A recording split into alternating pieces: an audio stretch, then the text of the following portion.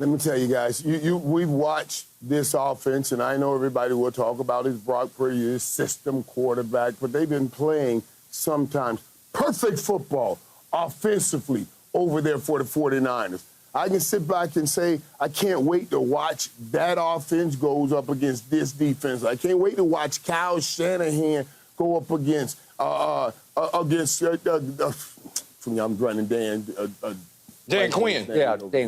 Dan Quinn's name. Why did I run a blank on that? On our defense coordinator, Dan Quinn. I'm looking from their time in Atlanta and the time they spent together, how well they know each other.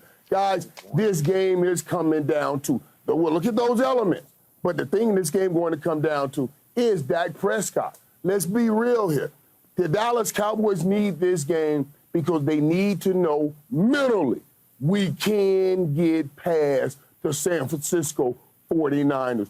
This thing has gone on like this, Skip. You know, you've been a part of it. Yeah. The 70s, the Cowboys had that power. And then the White Clock came in with that catch in the 80s, and then they took the power. Then we came back with a play in the 90s. Alvin Harper had a catch, and we took back the power. San Fran had it, and Dallas needs it back, and they have to take it back Sunday night. That's the possibility. That's what has to happen if Dallas has any chance to get into where they want to be this season. It's amazing, Michael. I feel like Nick, our producer, my producer here, has shared my notes with you because that's something that I'm going to definitely talk about. But you talk about starting with the turnovers. You talk about the 2 games in the playoffs, the 3 interceptions by Dak Prescott. You cannot have that at the quarterback position. He's got to be clean. They've got to protect him. They've got to make sure that he is within sync. I know he feels a certain way about the way people feel about last year's game, but if the Dallas Cowboys are to win this game,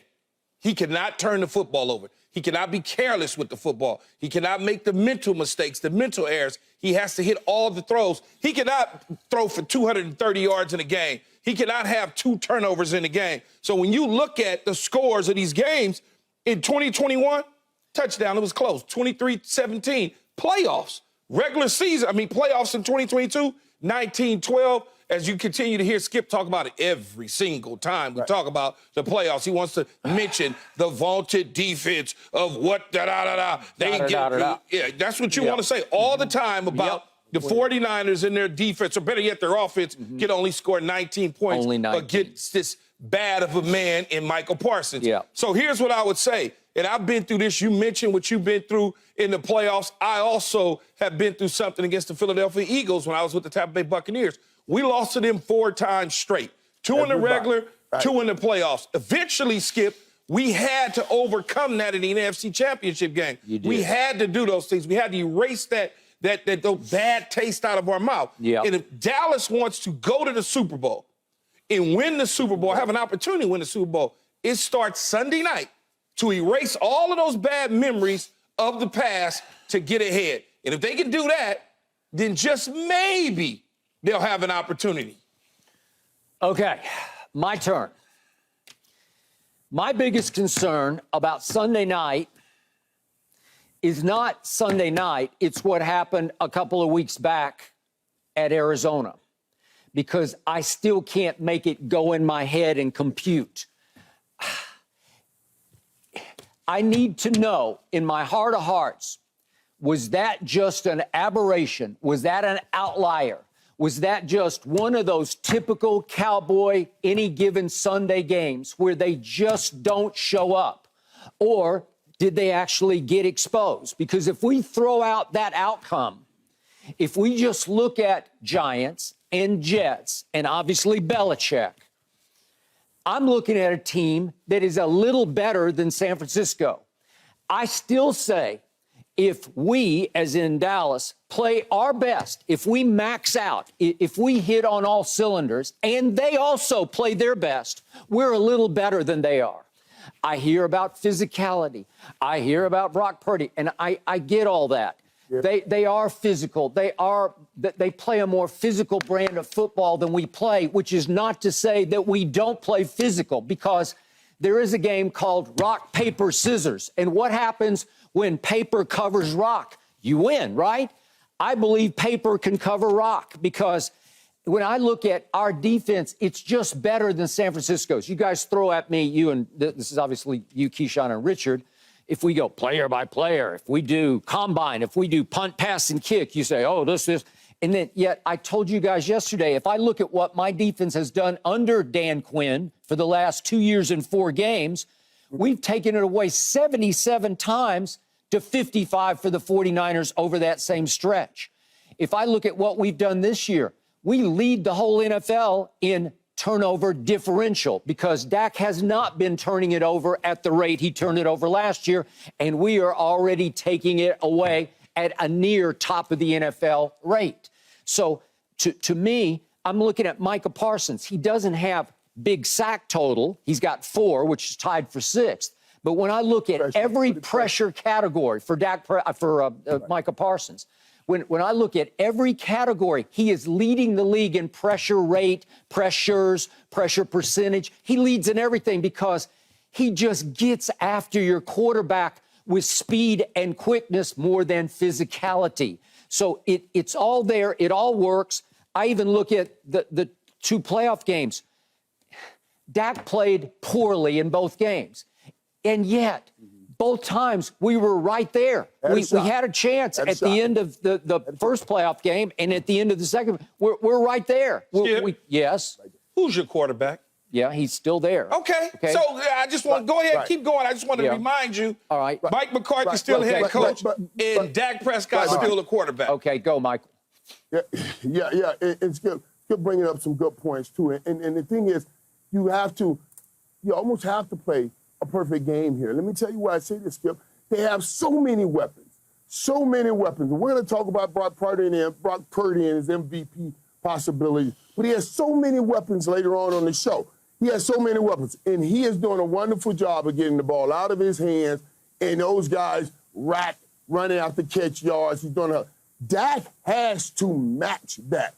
I heard what you said about Michael Parsons getting to the quarterback and leading in pressures. Mm-hmm. I need him to get that quarterback down to the ground, not just the pressures this week, because they're dispensing such an army of talent at that defense that can hit you in so many different ways with Ayuk, Debo, man, they got the Kittle, McCaffrey, so many. So I'm going to need, when he can, I'm going to need him when he's rushing to get to that quarterback. Here's a key thing, too. Dallas right now leads the NFL in third down percentage at 51%. You got to keep that. You got to walk in this game and walk out of this game with that being a proof. You got to keep that ball in your hands and keep it out of the hands of San Francisco 49ers. You got to convert those third down against this defense if they got any shot. Yeah, Michael, real quick. Dallas leads in time of possession per drive, 3 minutes and 33 seconds. No team in the NFL has held the ball consistently that long. So I'm seeing a lot of stats that are first. You're right. And yet there was one aberration, outlier, disaster game at Arizona that tends to make everybody think that San Francisco is significantly better than Dallas. Skip, Why? Why? Because why? Why they had that kind of game? Why? I couldn't even enjoy the win last week, Skip, like you, thinking about what they did the week before that. Why are they having those kinds of games? Okay, can I ask you? Don't have those kinds of games. Michael, question.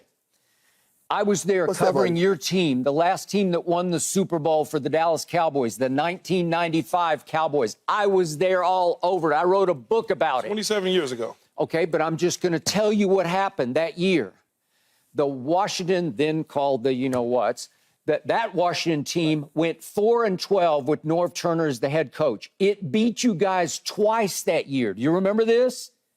Yep, I remember. It beat you twice. Yes. And Barry Switzer, who I was very close with, still love him, he was so beside himself that he began to wonder to me out loud, was Troy's heart not in it? I'm talking about Troy Aikman because he was so close to Norv, and he wanted Norv at that point to come back and be his head coach. And Barry's wondering, well, is my quarterback not, is he just not into trying to beat Norv Turner? It was a terrible Washington team that you guys lost to twice because Dallas has had a long history of these kind of disaster games that you can't, they're inexplicable. Like, where did that come from? Where you just don't show up for whatever reason, and I feel like that's what happened at Arizona. But in that game, in those games, think about this. In those games, I remember those games. That's Norv Turner, who was the architect of our diamonds. He was. He understood how to attack, how to come back, and how to break down our offense. We talked about that. He knew. Let's take out Michael first. Let's take Michael out and we'll slow down. All right. Norv understood that. Arizona shouldn't have no architect design on the Dallas Cowboys this season, like Norv had on us that season. You see what I'm saying? That's the thing that I'm concerned about. And sometimes when you lose and somebody out-architect you, out-design you, out-scheme you, okay, you can take that. They got us today. But when you walk in a game like Arizona and you're not even ready to play, that's the problem. And we got to have that. We got to have the best Dallas Cowboys. They have to be ready to play mentally because they're going to have a physical football game. And in physical football games like this, you got to be ready to take those small increment gains and just keep taking that physical pounding because San Fran will do that. They'll pound that ball right at you. It's not one guy on either side, Arizona or the Dallas Cowboys, that remember the 1995-96 Dallas Cowboys. So let's just not go down that rabbit hole. I can promise you that. They're not. What happened. Those guys probably but I would argue there's probably 10 dudes on a combined team that was born back then. You mentioned Michael Parsons. I'm not buying that, Key. This is a huge rivalry, Key. I just told you this thing go back decades. 70s, 80s, 90s. Everybody understand. Everybody in that locker room understand the rivalry this game has. It's not one dude in that locker room that saw or could remember Michael Irvin being double-teamed and taken out by the Washington football team or Commanders or whatever else they were called back then. And you know that as well as I do. But, Skip, you mentioned Michael Parsons. And that's the only guy you mentioned on the defense. When you start talking about personnel, you mentioned one guy. Michael mentioned a number of guys on the San Francisco 49ers offense. We fail to even talk about the defensive side of the ball in Greenlaw, in Warner, in Ufunga, in Amador Lenore. And we can just go on and on from front to back. At every level, there's an all-pro. At every single level. You act as though the only guy on this field that is a defensive juggernaut is Michael Parsons. You're now probably most likely going to be without your first ballot Hall of Fame left tackle. That is a problem. That's so scary. That is a problem for the Dallas Cowboys, okay? I don't have a horse in the race. I could care less who wins. That's not true. It's very true, Skip. Just for my sake, you want them to lose badly. Super Bowl regardless. From what I'm trying to do, as I've been trying to do since week 1 of this new show on Undisputed, is calm you and Michael Irvin down. Bring y'all back to earth. Okay? That's what I've been trying to do. I want to see Michael with me in the first half of the game, not coming in as a front runner when you're winning 28-3. I want you to sit next to me when it's 13-10. That's why I want you to communicate with me. I don't want you to avoid my text message when all of a sudden something goes wrong. This Sunday I will be here because this is a big game. I'm telling you, I've been looking so forward to this game, and Jerry mentioned it, so it will be a barometer. Key, I'm so worried about not having Tyron Smith. I'm so worried about it because not just what he does on the football field. I can hear it in your voice. You're not just worried about Tyron Smith. You're worried about a lot.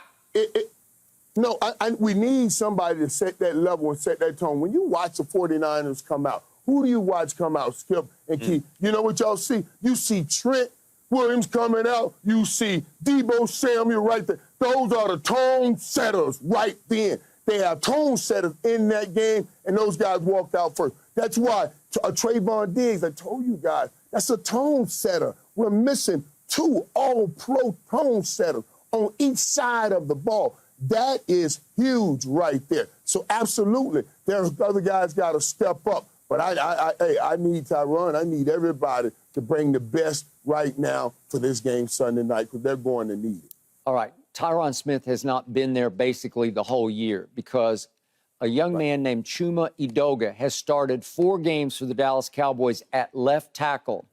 Have you heard his name called in a bad way in any of those 4 games? No, Have you noticed him? Have you noticed him for the wrong reasons because he's getting... Can't say I have. Okay? Can't say I have. Somehow, some way, but he's been airtight. But also, Skip, he has not seen... He ain't seen a Nick Bosa. He ain't seen what he's getting ready to see on Sunday night, Skip. This is a different level now.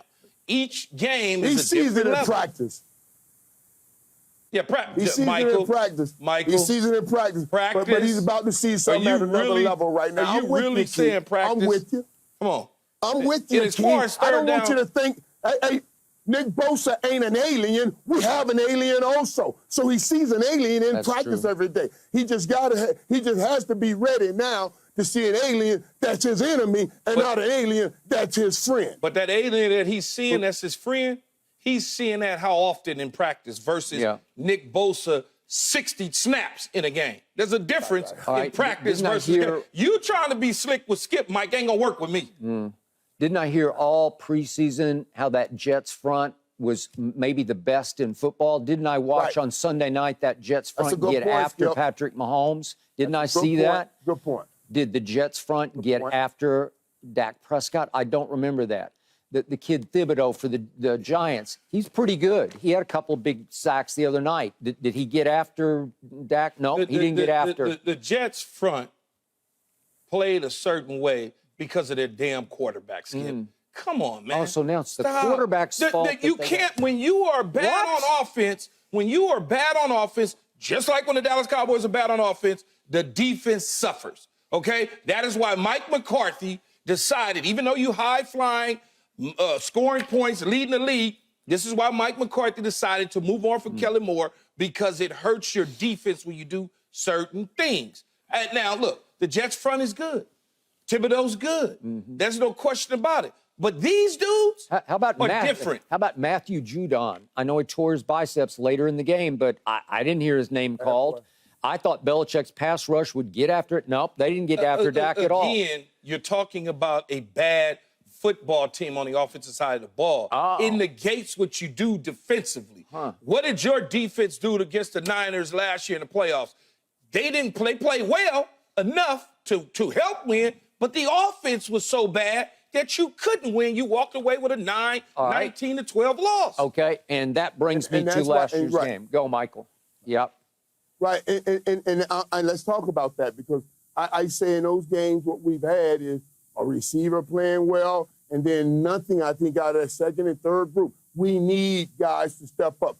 CD had 100 yards last season. Year. And then when they played. I need number 2 receiver. I need a Brandon Cooks. I need a Michael Gallup to have a big game also, to beat this defense, to keep this team efficient. Keith, you talked about why Mike McCarthy took over the play calling. And it wasn't moving the ball up and down the field, because the Dallas Cowboys did that great with Kellen Moore. Absolutely. And they're doing it great with Mike McCarthy. It's being more efficient and more careful with the ball in the red zone. So we've been talking about the struggles we've had in the red zone. It's because we've been more careful with the ball in the red zone. And they have to be careful with that ball in the red zone tonight. Dak cannot have any turnovers, and you got to get touchdowns.